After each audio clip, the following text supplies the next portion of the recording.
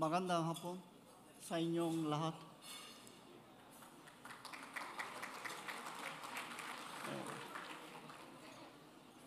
Good afternoon, all participants and guests of this exciting forum on creative industry, which is truly the next sunrise industry in the Philippines, as we have been learning today. My name is Ho-Ik Lee. I'm not a member of a Korean band. I'm a president of a Korean chamber. Before I invite Undersecretary Terado to the podium, I want to say a few words about the creative industry in Korea, which has very considerable international success in innovation, film, music, and performance. In film and TV drama, in 2012, had a 4%, which is $1.3 billion of global market of the full-length feature films for the cinema sales. Home video and TV broadcast revenue add to this total. I invite you watch more of the excellent films of Koreans, such as Train to Busan and Winter Sonata also. In music, there has been increasing global appreciation of Korean pop music or K-pop. The BTS has taken the world by storm.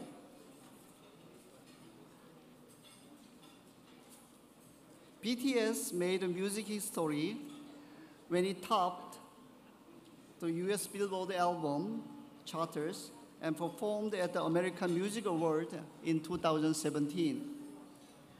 Let's take a look why a symbol of the band pop hit, Idol, which is hard to believe, had over 250 million views on YouTube.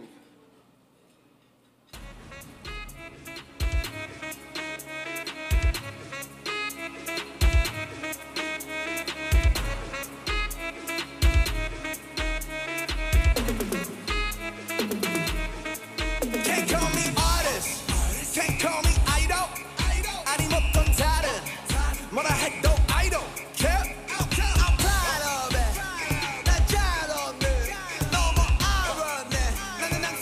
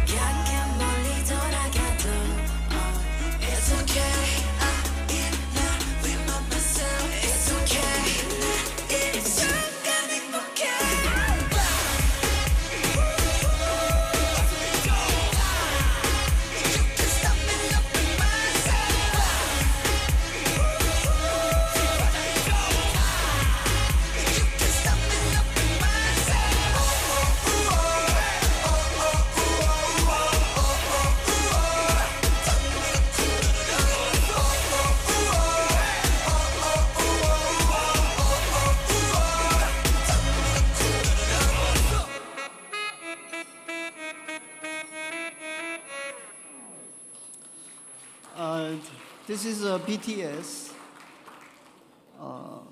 To be frank with you, this is first time for me to see the BTS. But I know what's the meaning. You know what the meaning of BTS? 방탄소년단 means BTS. 방탄 means water, the bulletproof body armor, and 소년 means boys. So bulletproof boys band. It means 방탄소년단. In performance, creative industry with a global market of more than 50 billion US dollar, Korea made its impact with the Gangnam Style, and the Gangnam and Psy become names recognized around the world. Let's take a minute to see why. 오빤 강남스타일 강남스타일 오빤 강남스타일 강남스타일 오빤 강남스타일 에이 섹시 레이디 오빤 강남스타일 에이 섹시 레이디 정숙해 보이지만 놀 땐 노는 여자 이때다 싶으면 묶었던 머리 푸는 여자 가렸지만 웬만한 노출보다 야한 여자 그런 감각적인 여자 나는 선호해 점잖아 보이지만 놀 땐 노는 선호해 내가 되면 완전 미쳐버리는 선호해 근육보다 사상이 울퉁불퉁한 선호해 그런 선호해 아름다워 Gangnam Style, you know what do you mean Gangnam? Gangnam is the place of Seoul, which is very rich people lives. So the Gangnam is my hometown also. So Korea's creative industry, so-called Hallyu, was started early 2000.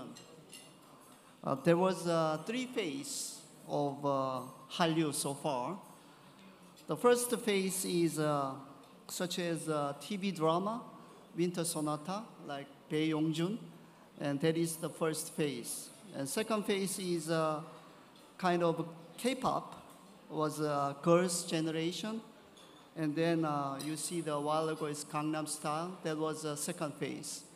Now I think we are in third phase. Third phase is kind of BTS, not only K-pop and TV drama, we also have music and TV drama and cinema and film also. These are the Korean Hallyu so far. Next panel is Creative Hubs, which are dynamic center for creative activity, best exemplified by Hollywood, Bollywood, and the Silicon Valley. We are going to discuss how to develop Creative Hub in the Philippines. In our last Arangkada forum on September 12th, shipping magnate Doris Ho explained the importance of export cluster around the major port in order to generate economy of scale and vibrant interaction among competing and complementary films. The same goes for Creative Hub. As we will see with a large panel of 7 experts moderated by Ms. Tina Koleiko, president of Metropolitan Museum, who herself was a strong background in creative industries. Please read her biography in the program along with those of other panelists. I think we may allow this panel to go a bit over time because everyone is going to have a lot to say. The panel discussion will be preceded by the remarks from our keynote speakers and the good friends of Department of Trade and Industry, Nora K. Terrado. Undersecretary for Trade and Investment Promotion Group and Governor of Board of Investment. Yusek Nora lead the promotion of countries' domestic and international trade and industry and investment in local and international market. In a private sector career, before joining DTI in 2013, she was one of the pioneers in the performance technology and business processing management sector. Her bio states she is a high energy person with a bias for action to deliver value and results for her stakeholders. That's what we expect from government and private sector leaders. So I now invite Undersecretary Terrado to the podium. Thank you very much.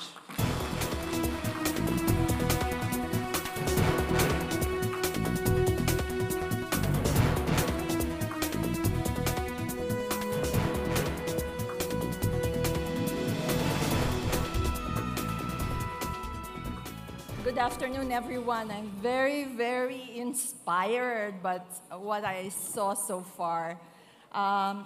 You know, I promised John Forbes that I will be here, and I canceled my engagement in Dubai because of this. It's so important to me.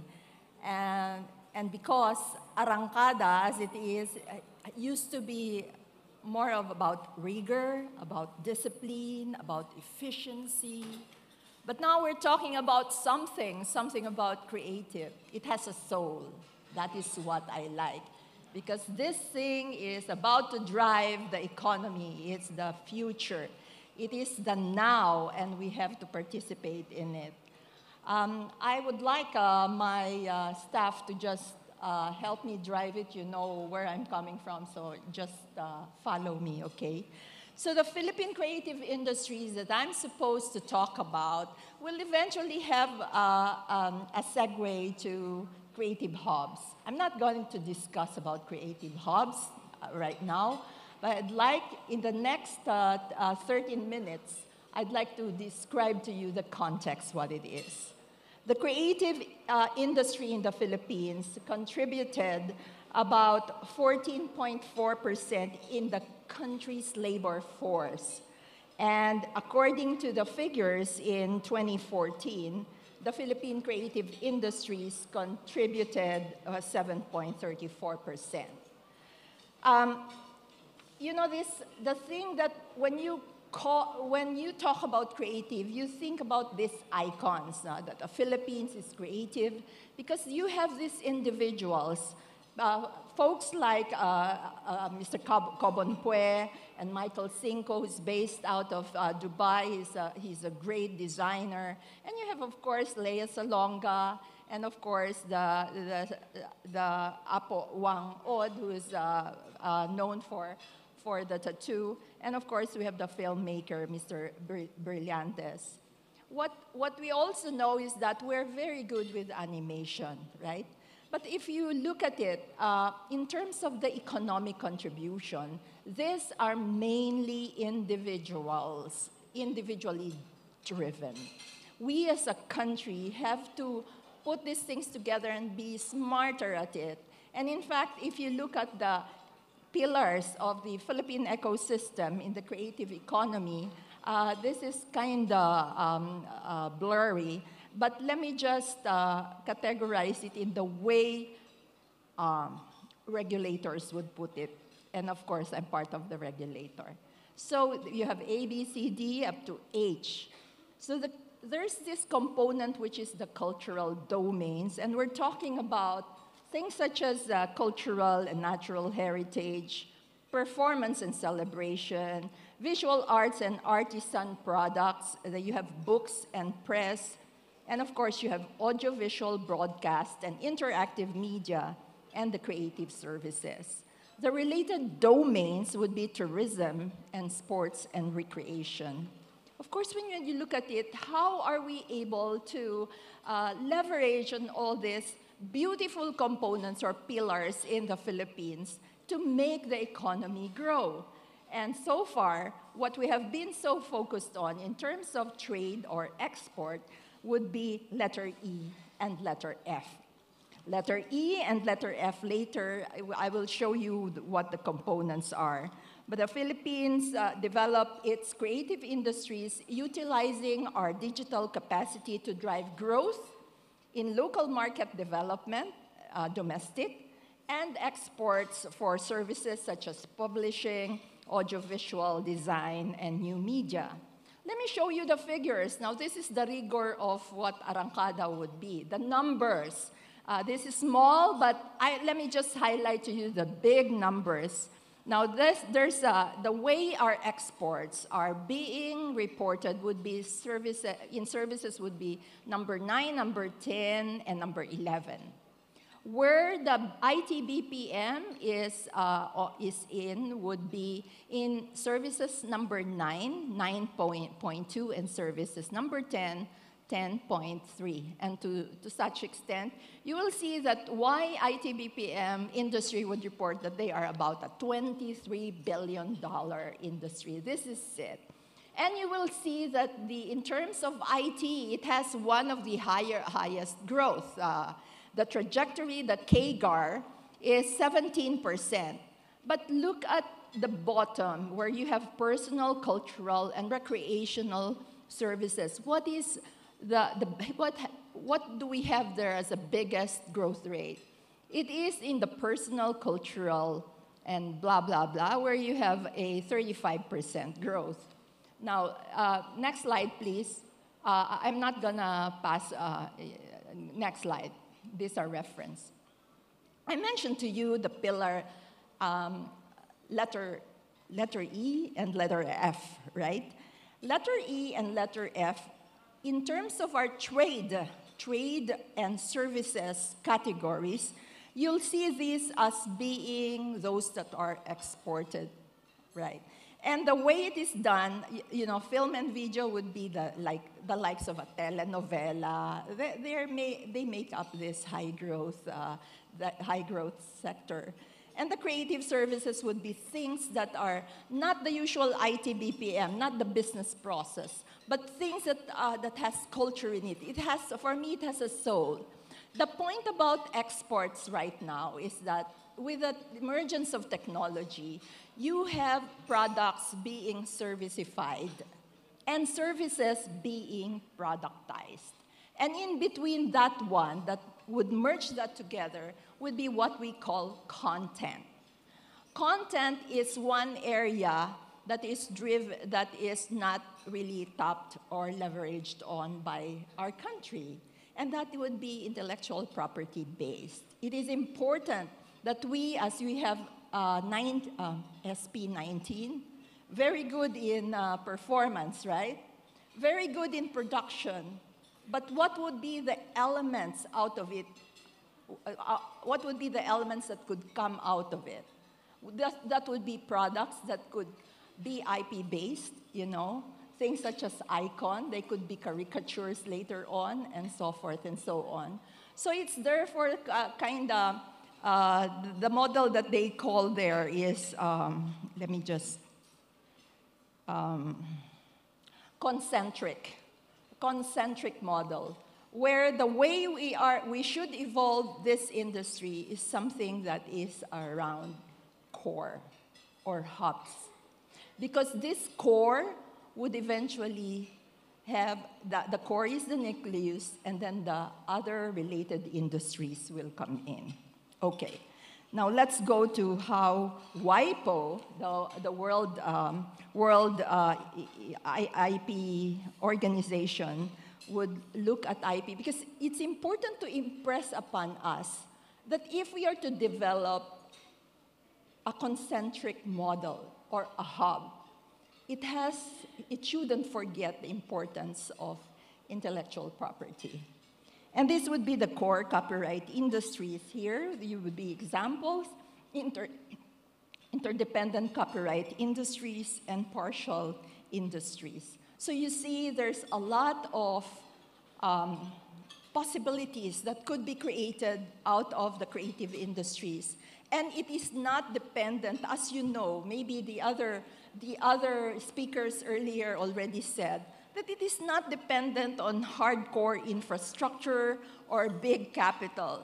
It is dependent upon the individual contribution coming out from his brain or coming out from his creativity.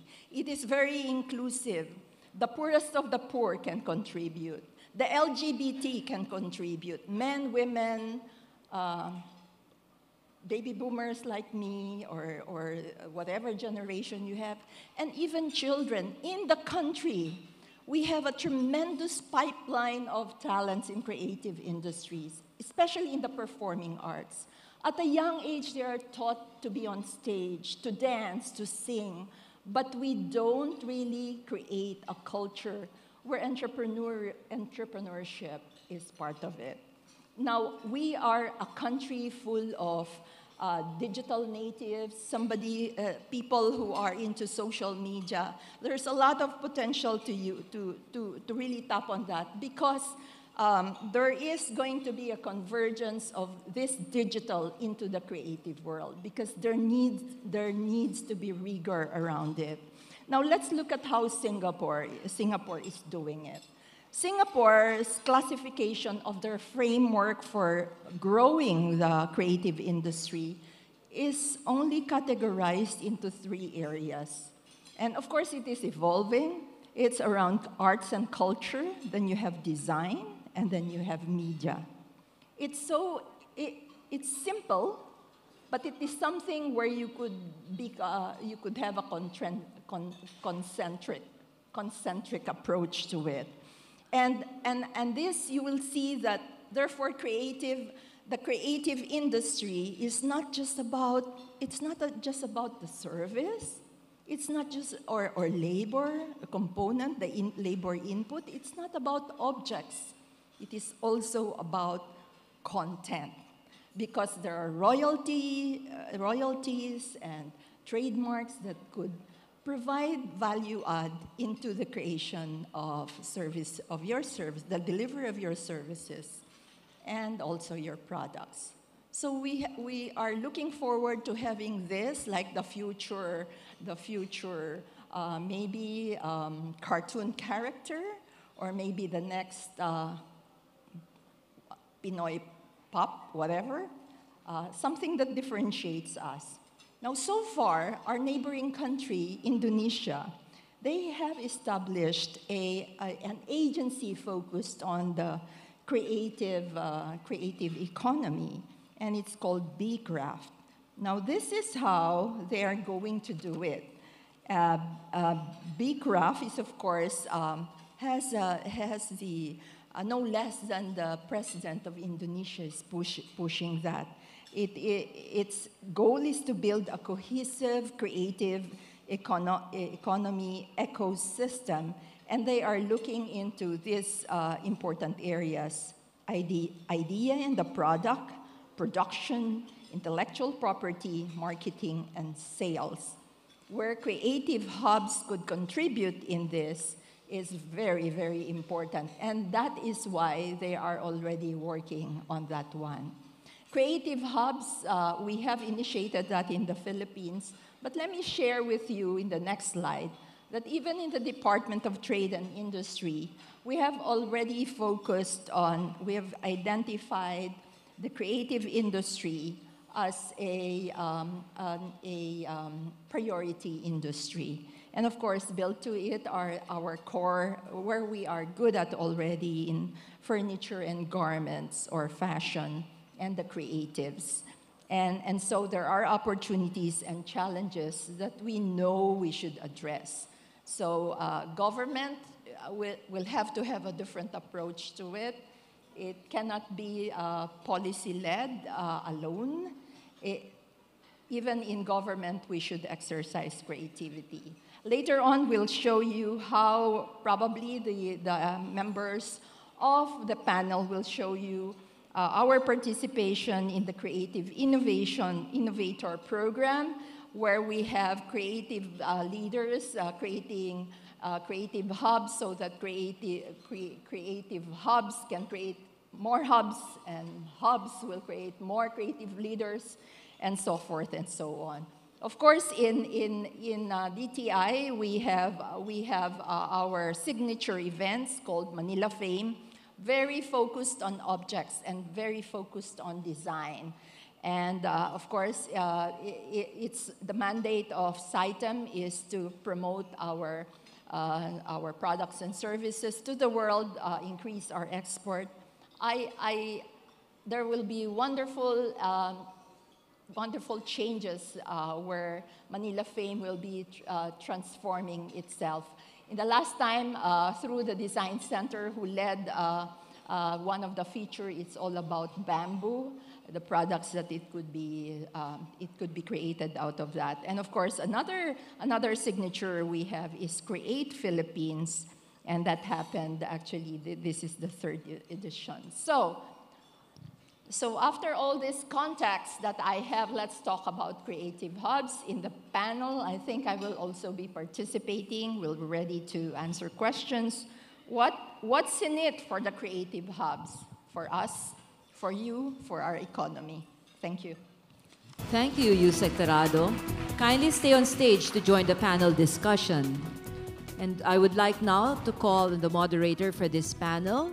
She is the president of the Metropolitan Museum of Manila, Miss Florentina Colaico.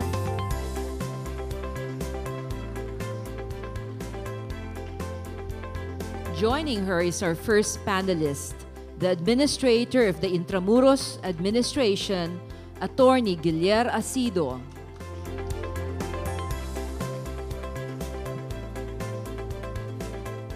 Next, we have the head of the Arts and Creative Industries of the British Council, Miss Malaya Del Rosario.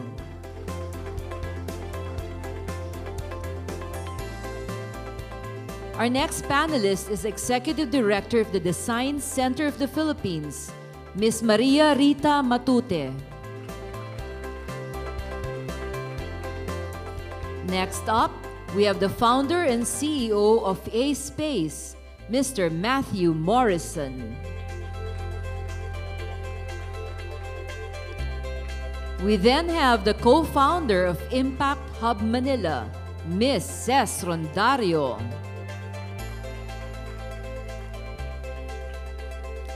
Next, we are honored to have the founder and CEO of Brian Tenorio and Company and chair of the Philippine LGBT Chamber of Commerce, Mr. Brian Tenorio. And to complete our esteemed panel, we have the Assistant Department Head and Zoning Administrator for Planning and Development Office of Iloilo City, Ms. Dolly Ann Zoluaga.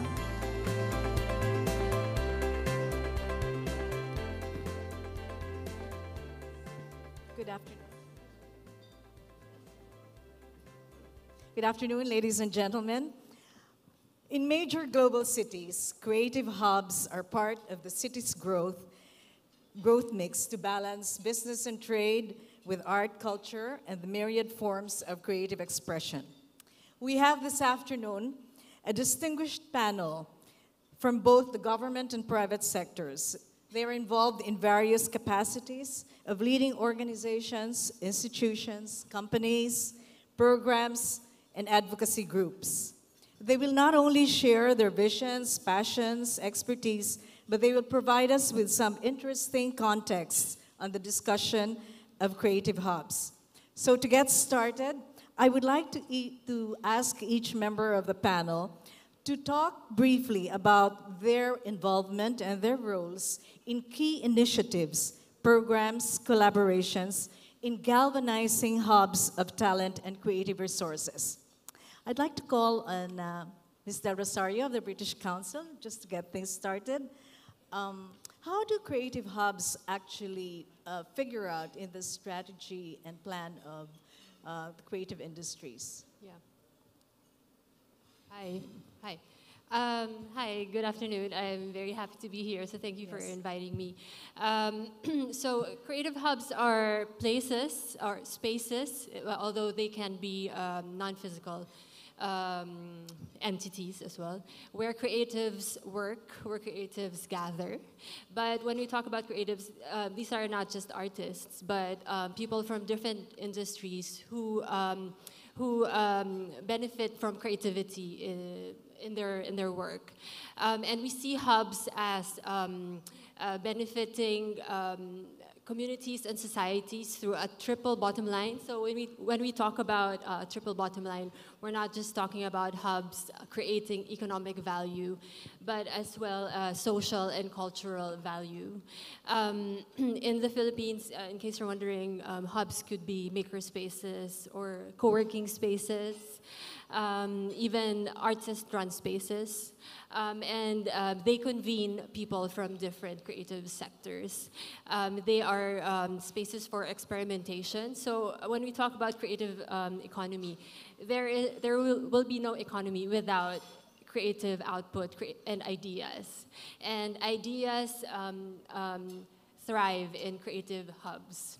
Also innovation. When you bring people together from different sectors, well, you know, if you bring artists together, they make magic. But what more if they're coming from the sciences, from the arts, from accounting?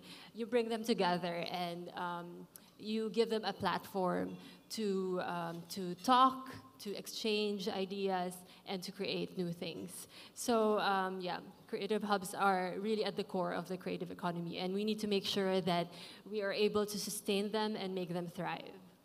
Thank you very much. Just taking off from the earlier speech, I think design is also one of the more active groups now, and I'd like to ask Rhea Matute on her many projects on design, but I asked her to focus on some current initiatives.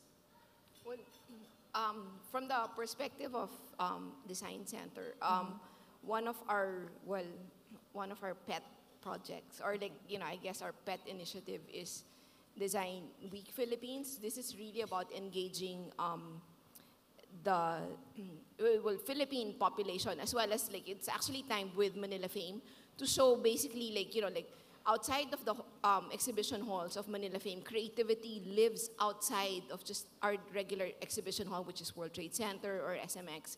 And what we do is we put focus on various hubs and creative environments throughout Metro Manila, and now it's actually expanding beyond Metro Manila.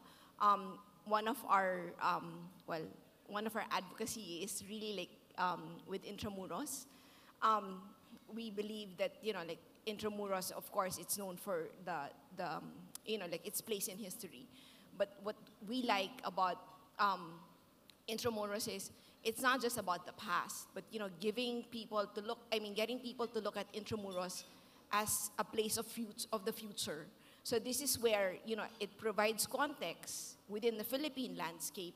But if we bring in the creatives, we bring in the, you know, like we bring in technology into Intramuros, it widens the opportunity for Intramuros to gather not just people who are into the heritage and cultural sector, but it also brings in the creative sector. And once there's that kind of collaboration, I mean, it becomes an exciting environment by which innovation can thrive, and innovation can be driven. A true Filipino innovation can be driven through a hub like Intramuros.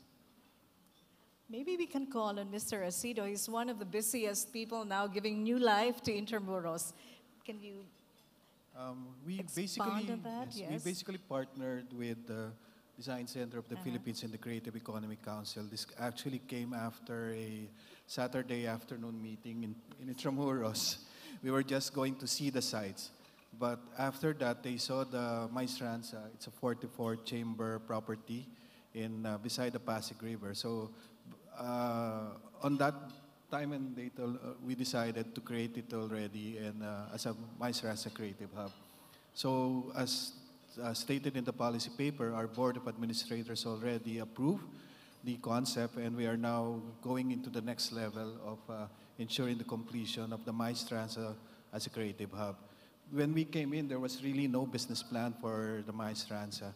The only indication was to make it basically as a commercial space, but we recognize the value of the space beyond the commercial value. What we intend to do right now is to give it the proper value in terms of in terms of our direction also of creating this new narrative for Intramuros as a hub for creativity, his heritage, culture, and tourism. Fantastic.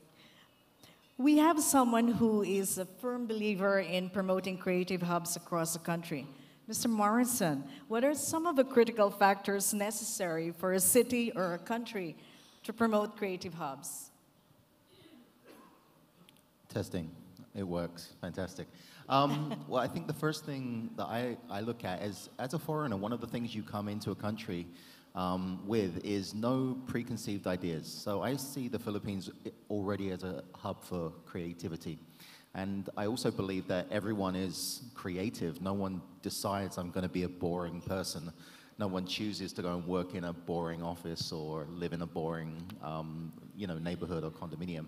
So I think the first thing is for us, when we started A-Space, when we pioneered co-working, was to already accept that there was a creative community of people.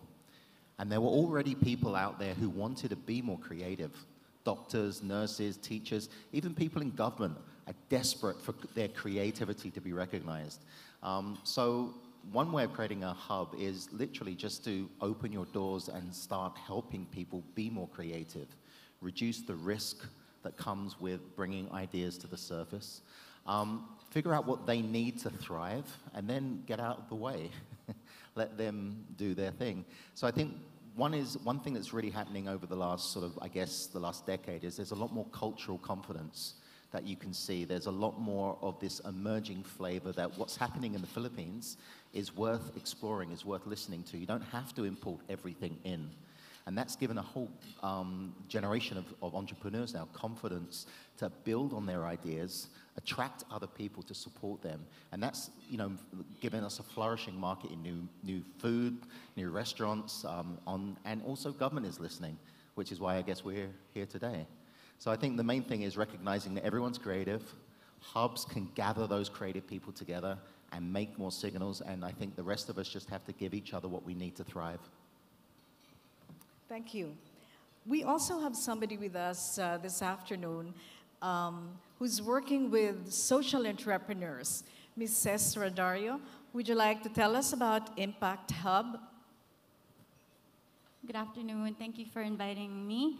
And so to leverage on what Lai mentioned about what the creative hubs are really supposed to harness, right? So Impact Hub, we're a global network. We're the largest network of entrepreneurs in the world. And basically, we're about in 100 cities, 50 countries, you name it, we probably have a hub there. And we started about 13 years ago. When we brought the brand to the Philippines about 3.5 years ago, the core goal was really to help social enterprises from across the sector. So in the past 3.5 years, we've had the pleasure of working with artists, from the grassroots community, from textile, who were doing crafts. And these people have been, through our partners, PEF, WWF. So we work alongside organizations whose core goal is to uplift the lives of the people. And a lot of what we've noticed is that they're the ones that have been forgotten, and really the ones who are, I guess, not as given access to the tools that entrepreneurs in Manila, especially the startups, right, have had access to.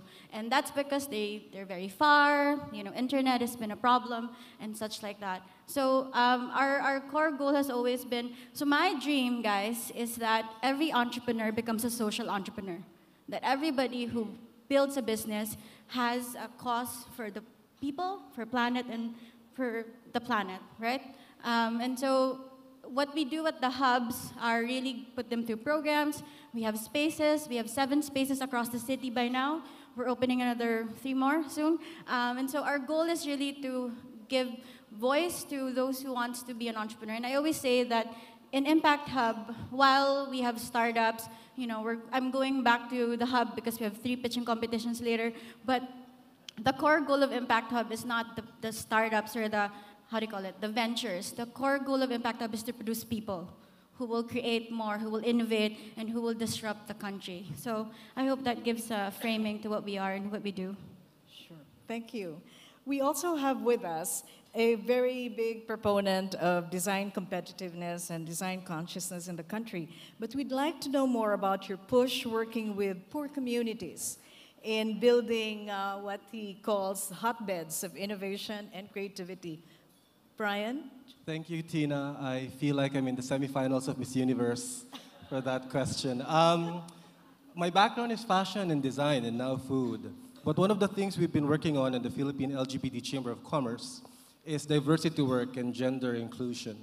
And we realized from the work we've done in the sector that diversity in places that are, in sectors that are marginalized, like whenever the population is less than 5% of a total population, for sectors that are marginalized, there could be more chances for innovation and creativity. So when I talk about marginalized sectors, this include LGBT, probably people in mental wellness situations, people who come from various ethnicities when they're not so popular in a sector.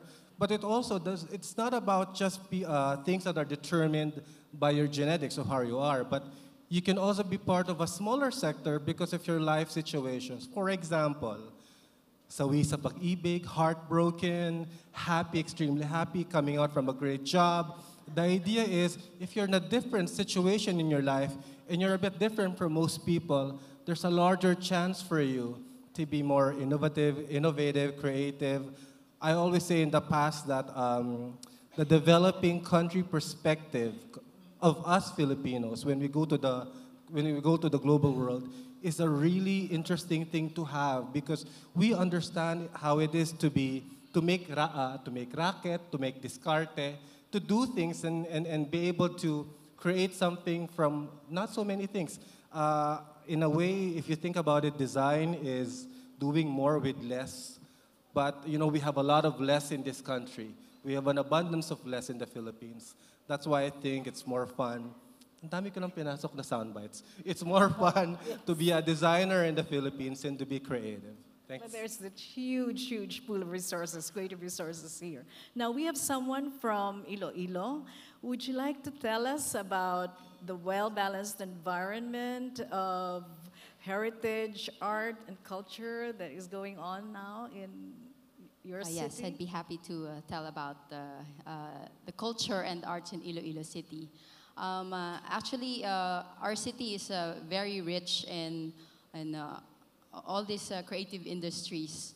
Now we have subculture. I myself, I grew up from a subculture of metal fans, so I'm sure if we have my fellow metal fans here. It is very strong, and these subcultures are also entrepreneurial. So what we do in the local government is that we should create this accessible places, not only in the physical landscape, but also policies, for them to come out, because I understand from the earlier discussions that all these creatives are sporadic. They're not organized. So I think the major role of local governments here is to keep them together, because we believe that creativity flourish when there are plenty of minds at work. So what Iloilo City is putting premium also is to develop public open spaces. So what is popular in Iloilo City is the parks, the esplanades, and it's still growing. These are not just public open spaces for beautification or for aesthetic purposes, but these are places where people converge. When people have this free access to beautiful landscapes, they can think of something beautiful, something out of the ordinary, something out of the box. Because, of course, we were talking about we need to service people, the less privileged. We want to show them that there's a beautiful world out there they need to create something out of their misery, because I'm sure that's the best way to create things, no? And a little ounce of misery and a little ounce of drive. So I think that's the beauty that Iloilo City is putting premium on, is public open spaces. Thank you. Sec. Nora Tornado, after hearing various contexts and perspectives on creative hubs, would you like to comment on what is happening, what cross-cultural, cross-border hubs would mean? That's for investments. For investments, yes, yeah. and for organizing projects. Yes, as we know, the world is so interconnected. We cannot be isolated. And based on what I discovered, connecting with, let's say, hubs in Germany or in Korea or in even Taiwan, and even in China and other places, are very important connectedness, because here we to enrich the creative hubs, there should be elements of talent exchange, not just ideas exchange. We have to be tolerant, a lot of tolerance around ideas. And of course, the battle of the mindset. It is in the differences in culture and your ability to interact with other creatives around the world, which would enhance these opportunities and would open the minds. Now, I am currently a civil servant, and the role that we do in government is, well, at least for me, I will say, I'm an ecosystem builder. And as a builder, we have to be conscious of the environment and what's out there.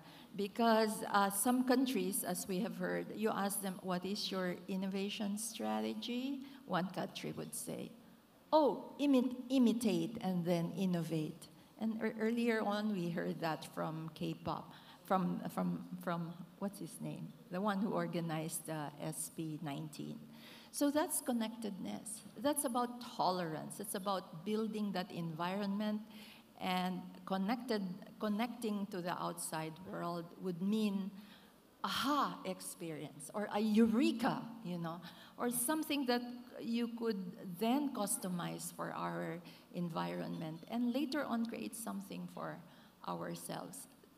If connectedness is nothing if nothing happens. So we, in our own respective roles, whether you're in government, private sector, or even as family member, we should be movers and shakers to be ready for the future. And with all this machine learning and all these things about digital and many things about technology, the thing that will survive will be the creatives. Thank you, Yusek Dorado. Now, before we have an open forum, I'd like to ask one more question and ask our panelists to respond to this. Looking ahead, 10, 12 years from now, starting 2019, the CCP is working on a 2030 roadmap and a vision of the Philippines being the #1 creative economy in ASEAN in terms of size, value, and the country's creative industry. Now, I'd like to ask our panelists about any alignments or any program, what you're doing today or possibly in the future in support of this direction and goal. And I'd like to know if it is at all achievable.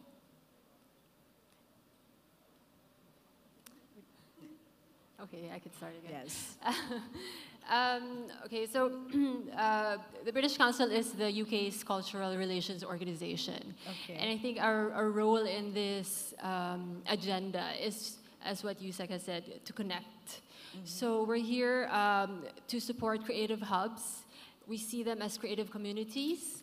And our role is to connect them with other creative communities in the UK or even within ASEAN or wherever British Council is working. So to do that means strengthening the ecosystem. And what does strengthening the ecosystem mean? It means supporting the skills and professional development of our creatives, of our creative entrepreneurs and artists, and developing policy that would support them long term, and giving them access to networks. So again, we're going back to, I think the value of networks is often underestimated. You know, when you're talking about an artist outside Manila, you know, looking for opportunities, you know, the network would really be quite limited. So being able to provide a platform that would enable them to build networks is quite precious, I think.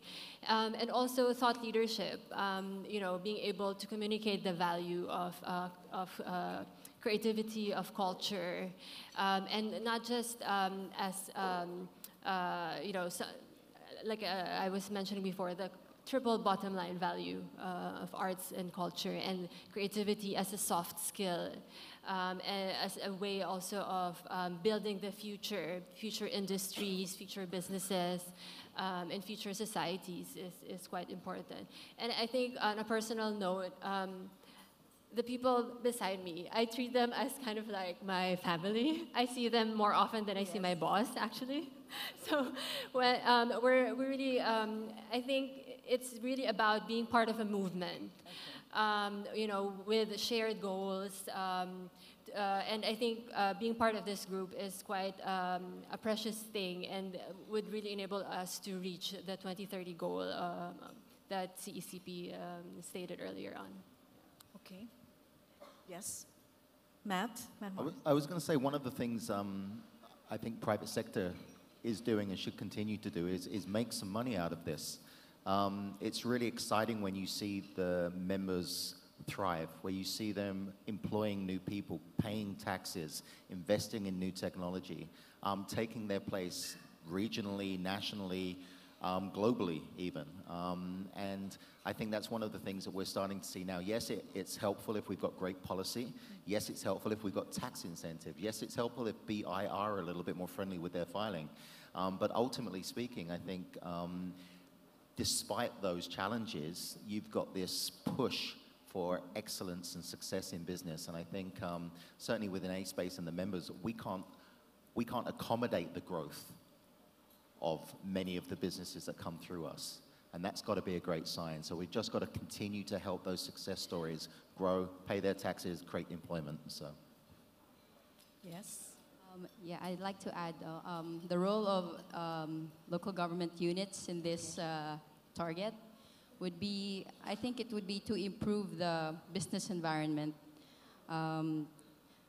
We've been lucky because we've been supported by the USAID Surge Project, along with other CDI cities, Tagbilaran, Batangas, Cagayan de Oro, Puerto Princesa, Legazpi, Zamboanga, and General Santos. So those cities are our, let's say, siblings in this movement because from the profile of our CDI sister cities, we're also secondary cities. Now we're limited resources, population size almost the same, challenges similar. So with that collaboration with them, I think we were able to have this like a sibling competition wherein we wanted to match somebody's success, but at the same time it's for the success of the country. So it's a good sort of brotherhood or sisterhood, and and it creates ultimately a good business environment and a role model for the entire country. Brian? I think self-awareness and self-mastery will make any person sexy and desirable. A sector that is self-aware and that's with a great self-mastery, who knows itself, will be a sector that can bring itself to the future. I remember in a conversation with a friend a few weeks back, he was talking about how Pinoys would say, the Filipino can. And he says he's okay with that, that's great. But we gotta move beyond that and say, these are the things we have to do, and we have to do it already.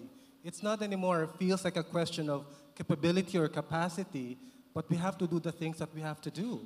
And we feel that any form of support from government, from NGOs, IGOs, from private sector, private money, to support creatives, individuals and sectors to do the things that they want to do and they have to do will be something good to bring us to the future.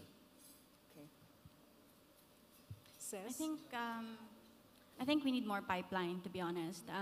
And there's a lot of, I mean, we work with startups a lot, but to be honest, guys, I now memorize everybody's pitch decks at this point. I know everybody who's pitching, right? So I think we need more pipeline. And to deliver on pipeline, on creatives and startups and entrepreneurs, we need to go back to the core, which is education. We need to go back into what are we teaching people, what training programs are available that are going to be accessible for a lot of people. If you talk about the QSEC, Noya a while ago was saying data science and machine learning, do we have those things available in the Philippines to get us to the next level? What do we have available across the country? Everything is centralized in Manila, the mega cities, Davao, Iloilo, Cebu, true, but we did the nationwide roadshow this year, and we went to Clark, Baguio, and CDO, Iloilo, Dumaguete. Brilliant talent. We couldn't do enough, right? We were there for 2 days, but we had to leave. But there's so much talent, there's so much hunger. So what are we doing for the countryside, right? So I think the things that we need to focus on is pipeline. It's only going to be cured through enough access and education. The first thing to change is mindset, right? And we have to go down to the ground. And then apart from that, I've always said this, we need a failure fund. We need to allow artists to fail, to start prototyping, to start failing, to start doing and being creative about what they're doing. Because, you know, in Silicon Valley, 70,000 USD is the normal prototype fund for a startup. In the Philippines, that's already such a big, the normal ticket sizes that we give to our startups in the Philippines, we've given away about $300,000 worth of grants to startups and social enterprises here over the last 3 years. We give away, the ticket sizes are $10,000 to $30,000 in pure grant, but they're gonna need that for the next 2 months, right? But how are they gonna create? How are they going to because whatever they put out as capital, that's it, that's the money that they have. So I think we need pipeline and we need more investment I think there's a lot of money, to be honest. There's a lot of investment coming into the Philippines, but it's not matched. I think there's a mismatch of where the money is going because everybody wants to invest in the new technology, to the high tech, which is great, but let's face it, guys, the Philippines has yet to grow into the tech giant that we are. But we are investing supposedly in the grassroots and trying to get those people out so that we could get an economy that is a bit more fuller and more, I guess, robust, right? So. We do have all those challenges facing us. Yes, Ria? I guess for Design Center, for Design Center, what my big goal is for people to appreciate design beyond making things pretty. I think there's more to design than that, and use design and the design talent to solve real-world problems.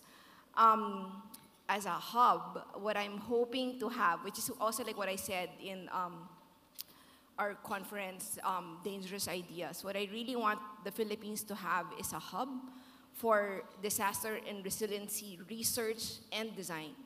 And I think we have the makings, I mean, at least the environment by which to test ideas, by which to understand what's happening in terms of like disaster, climate change. But it's just really also developing that environment by which people can explore solutions and, you know, like, and test them out. I mean, I think there's that space, and that's where Filipino innovation should be known for, because it's somehow like it's an easy jump from what we are as a country and what we can provide the world.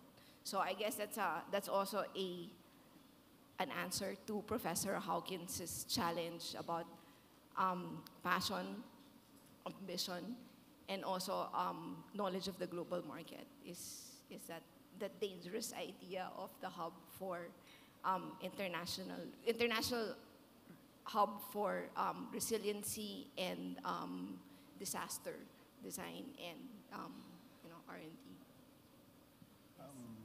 Based on the limited experience that I have with the Creative Council and also the Design Center, I think one important policy that really contributed to the identification of the Maestranza as creative hubs was when we adopted that policy of openness in terms of the creative economy. So we had the first Manila Biennale, and we basically offered the whole of Intramuros as a canvas. We said that you can actually use the space, public space, as a forum and as a place where you can do public exhibitions. So because of that openness policy, we were able to convince a lot of artists to actually use the spaces already. And even the NCCA has actually offered, and there are still ongoing exhibits in the walls itself of Intramuros. So it's basically that policy of openness also. And this, I think, should be emulated as well by some local government units. The other matter, I think, strategically is to remove the physical barriers, especially in creating that network. For example, Intramuros is located near the National Museum and the Rizal Park. But now there is this consciousness among the heads of the agencies that we should really create that network already. So a simple removal of a physical barrier between Intramuros and National Museum and improve the Gumburza Monument as a public space completely enhances it doesn't completely enhance the space, but assures as well that connectivity between the historic district and the National Museum. So that's one part. Those are two learning points that we have so far: openness and really a strategic direction to remove the barriers. Good to know that things are moving. Yes, Hectorado, maybe just to looking at the comments that we've had here, what are our prospects for investments that can tap into the wealth of talent and pool of resources here in the Philippines? First, I'd like to emphasize that we are very attractive because we have the supply. What we need to do would be to attract also investors who would have the willingness and to be a partner of the Philippines in building the ecosystem, because this openness allows us to create that environment where the shared value creation is so important. So my work is about trade and investments promotion, and what we need as a country would be things that would allow us to learn more skills that are not here, and knowledge base, and knowledge where, as well as know-how that we could actually adopt. But overall, I'd say the most important thing for us as a country, before we even talk about attracting trade and investments, is about our intent, our vision. And here we have now a group, the Creative Economy Council of the Philippines, who to me is by default wanting to drive that vision. So this vision should be shared, and this vision should be inclusive. And there are a lot of available resources in the country. The first group of people who should invest and do trade to make this ecosystem thrive would be the local economy. We have 105 million consumer base. Other countries are coming here because they are attracted about the consumer base. This is very unique for us. Local, in creatives, we also have a different workforce now. It is a lot of contractors, a lot of, how do you call it? Gig makers, the gig economy. A lot of other sharing economy. We could make use of this if we Filipinos can go overcome our spirit of archipelagic approach in everything and rather build bridges and take advantage of the resources available for us. And the poor, the not so poor, the rich, the richest can come together. So it's the intent.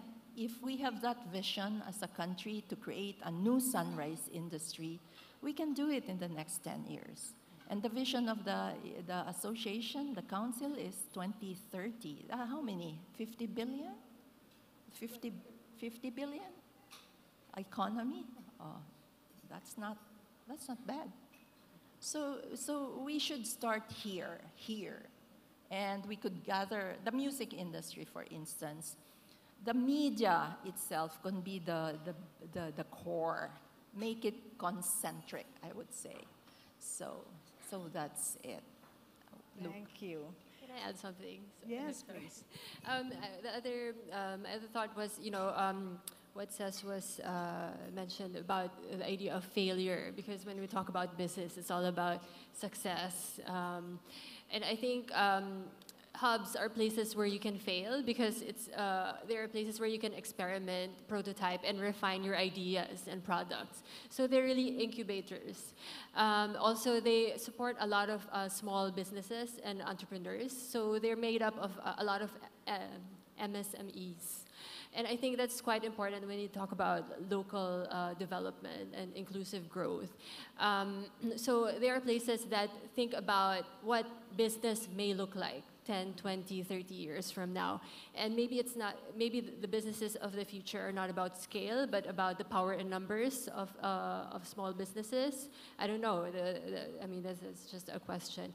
But it's, there are places where you can think about those things.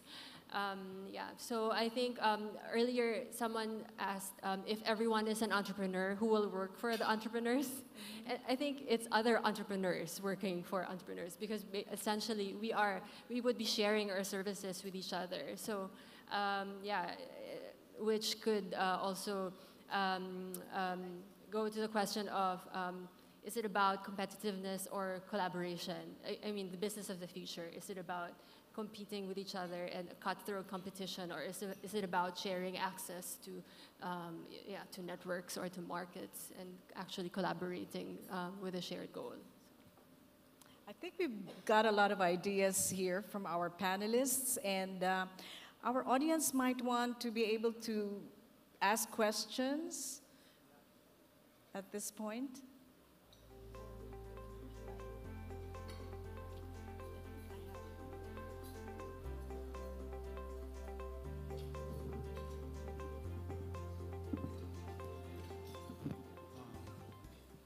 The economic plan of Ernesto Pernia lists the creative industries as one of the 10 in the 10-point agenda. How are we organized to achieve the objectives of that plan? Do we have something like Korea has, or the big craft of Indonesia?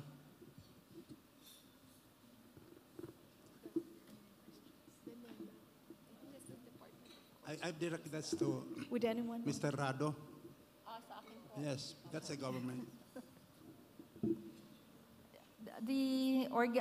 In terms of the creative economy, I think there's a couple of agencies responsible for that. And no, I don't think there is one, but I would say that the PDP, Philippine Development Plan, has put Chapter 7. There's Chapter 7. The one leading it is? In Chapter 7 of the Philippine Development Plan, there is a discussion on culture and values. So you have there a discussion as well that on the Filipino value of malikain, so that's creativity. So actually that's the policy framework that we worked on when we were working on the concept of the Maestra as a creative hub. So by devoting this space as a cultural space, not just as a cultural space, but a creative space as well, we are in fact complying with the Philippine Development Plan of promoting two Filipino values. Ano ba yung maestrase? Maestrase ba? Yes. What is that? What is that? Maestranza actually used to be the port used for the galleon trade. So one historical basis as well, if that was where globalization actually started in terms of the Manila-Acapulco trade, our discussion with the Creative Economic Council of the Philippines and the Design Center is that this can actually be the space where there will be a globalization of Filipino creativity and ideas. I'd like to ask Attorney Asido about Intramuros. One barrier to developing Intramuros into a real tourist hub are the informal settlers. What is the solution? Have you found a solution to the informal settlers there? Yes, actually there's this synergy already between the property owners, the informal settlers, and government. We have allotted budget for that. Government has allotted budget for that, where we will be providing socialized housing for the informal settlers.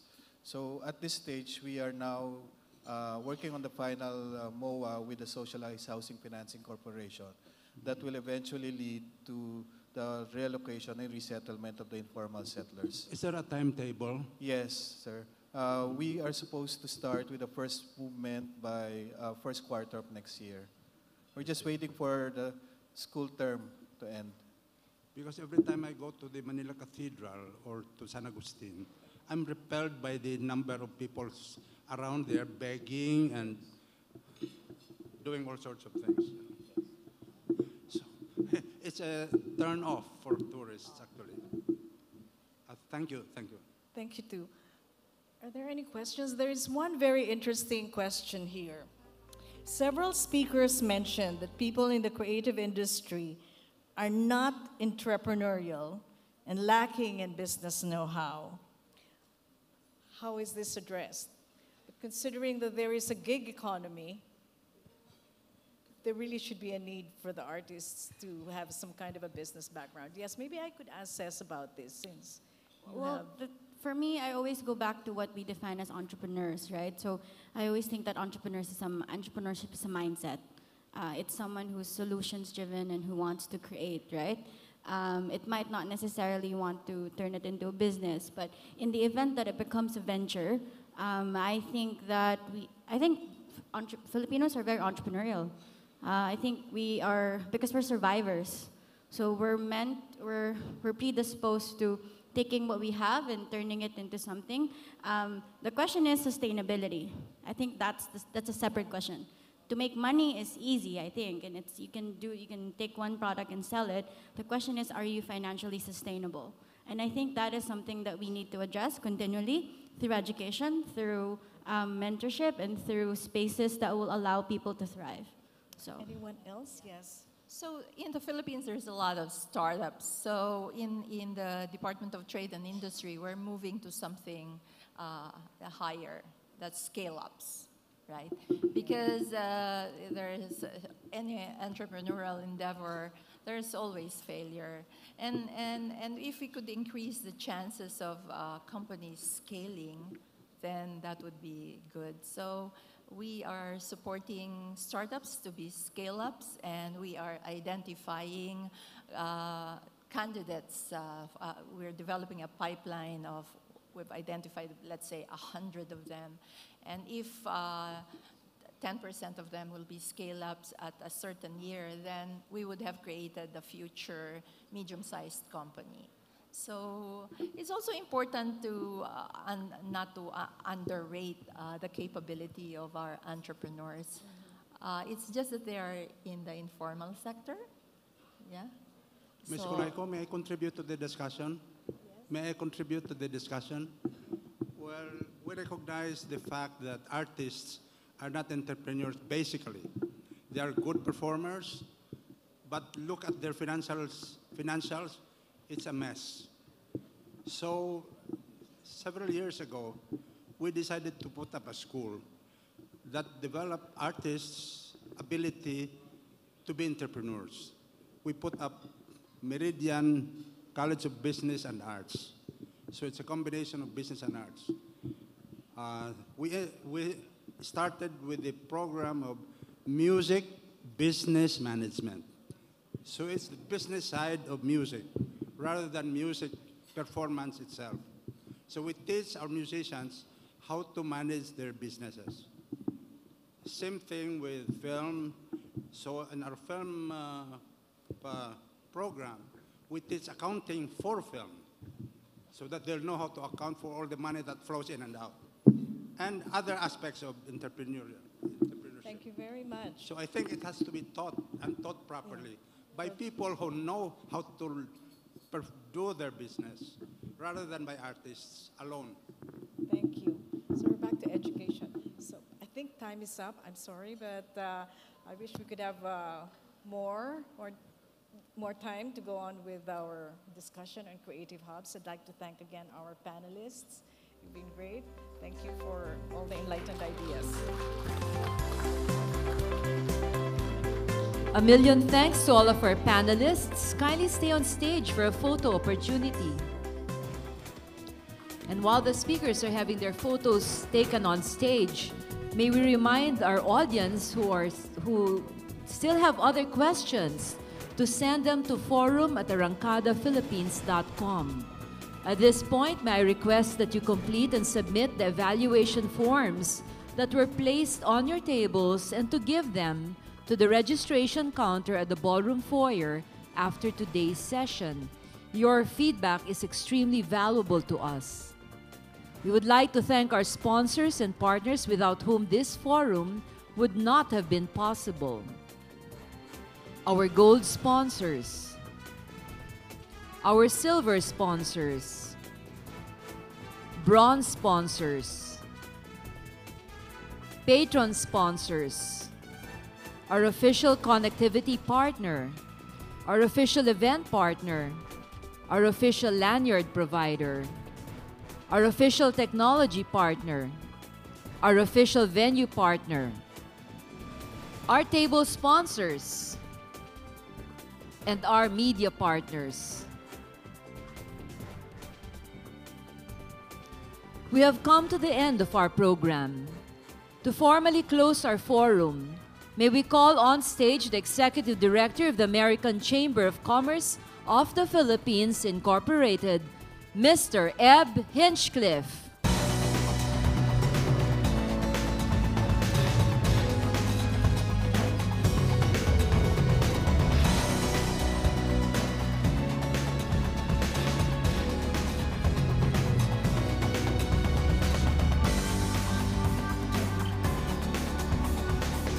Calling Mr. Eb Hinchcliffe to do the closing remarks.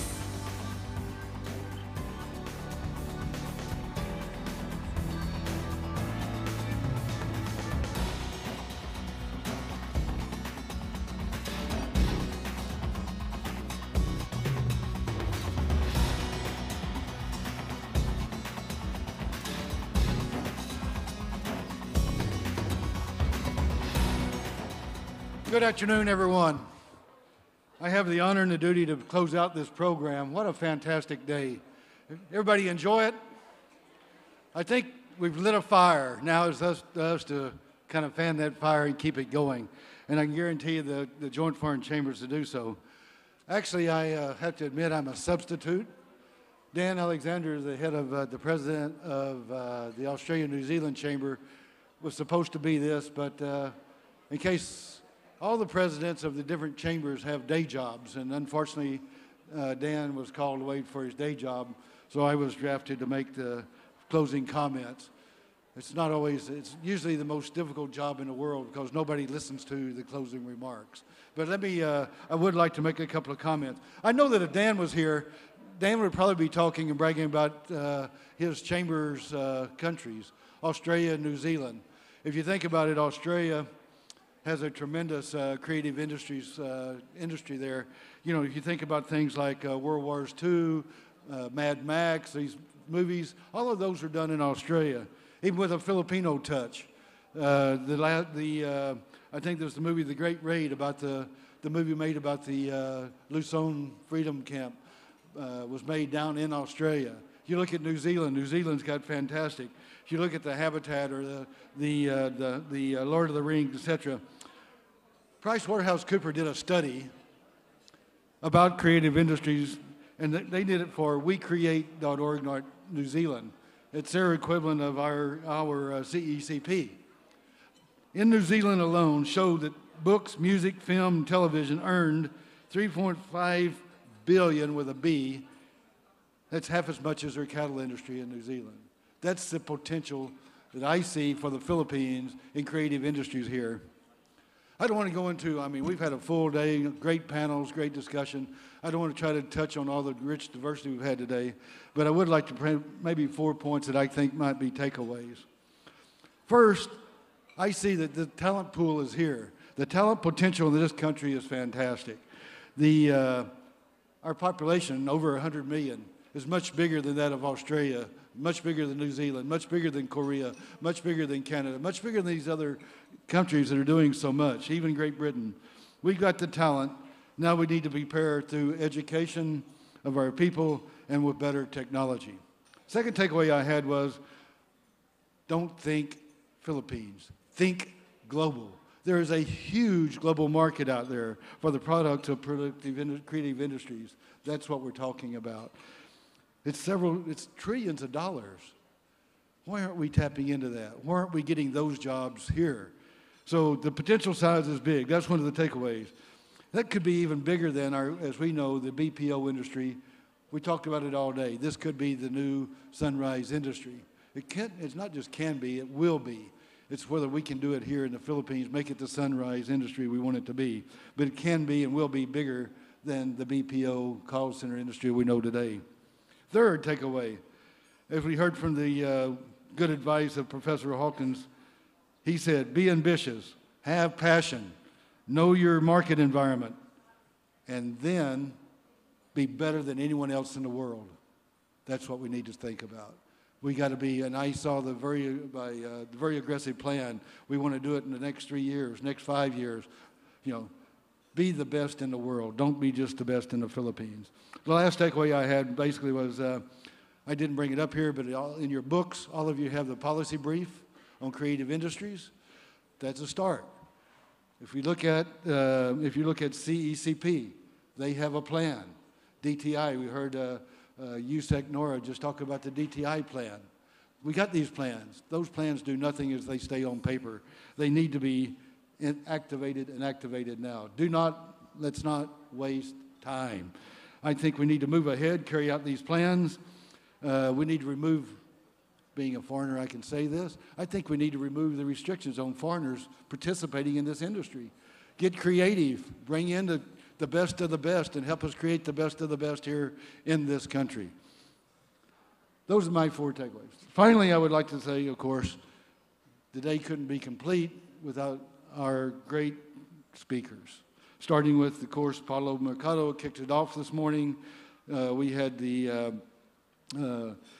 USEC Ibrahim from DICT. We had Bill Luce, my gosh, Undersecretary Torado I mentioned. Just think about the quality, not talking about all the others. Then the moderators, of course, Paulo moderated one, Mimi moderated one, and Tina Colaco did the others. Fantastic panels. So our many thanks to the talented panels. I'd like to shout out to my fellow JFC leaders. We meet once a month with the ED of each executive director and the president of each chamber, and we solve the world's problems. And I think, personally, I think it was a very great touch that we gave it to Henry Schumacher. Henry was the one that started this concept 10 years ago when he said, what about creative industries? AmCham, we were thinking about manufacturing and mining and tourism and agriculture. And Henry had the foresight to say, wait a minute, let's not overlook this thing called creative industries. So I think, what a great reward. I was actually thrilled that he didn't even know about it. I was watching his face when he announced it because I had a hint, maybe Henry knew. He didn't have a clue what was coming. But what a well-deserved award today. Also to our many table sponsors, I looked out this morning about 8:30 and I was concerned. I looked out about 11:30 and the room was overflowing with people. What a great day and what a great group we've had here. And of course, I'd like to thank the staff. I mean, you can't tell the people that put this together. John's team, I see him back at the back there with Candy and Tin, Roy, all the staff that worked for John and that Arangkada team, my God, I think they were up till midnight last night, and they're still standing. I don't know. There's Sarah coming in. Sarah, great job. Way to go. And, of course, there's this little company that makes all this click and run smoothly, and that would be Team Asia. Woo! Thank you, Team Asia. Okay, enough of Eb, enough of this deal. As I said, the opening speaker made the comment, right? He said that this country will soon have creative industries, the next sunrise industry sector. We're there. Fan the flames. Thank you, everybody. See you again soon.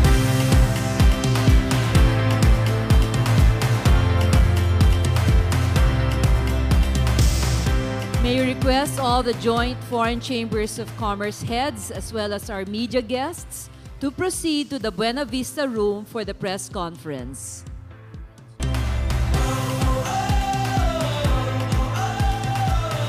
By the way, our dear guests, our exhibits are still open, so kindly go and visit our booths. Thank you.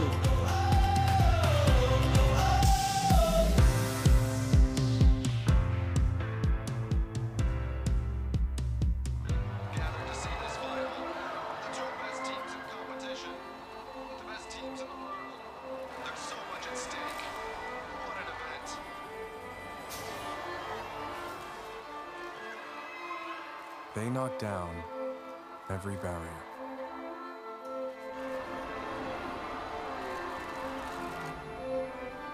They overwhelm every foe, no matter how powerful. Through strength, through teamwork, through diversity.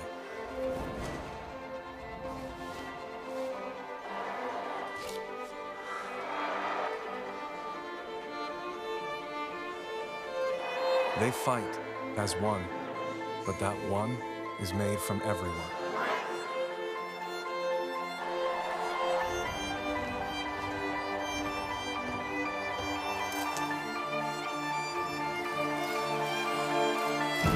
Because the next battle is different. The next enemy is truly formidable and deeply devious. It is discrimination. An enemy that cannot be fought alone. It must be defeated together. It will take more than 15. It will take thousands, millions. And now, AIG has combined all the colors of the rainbow to create a united black.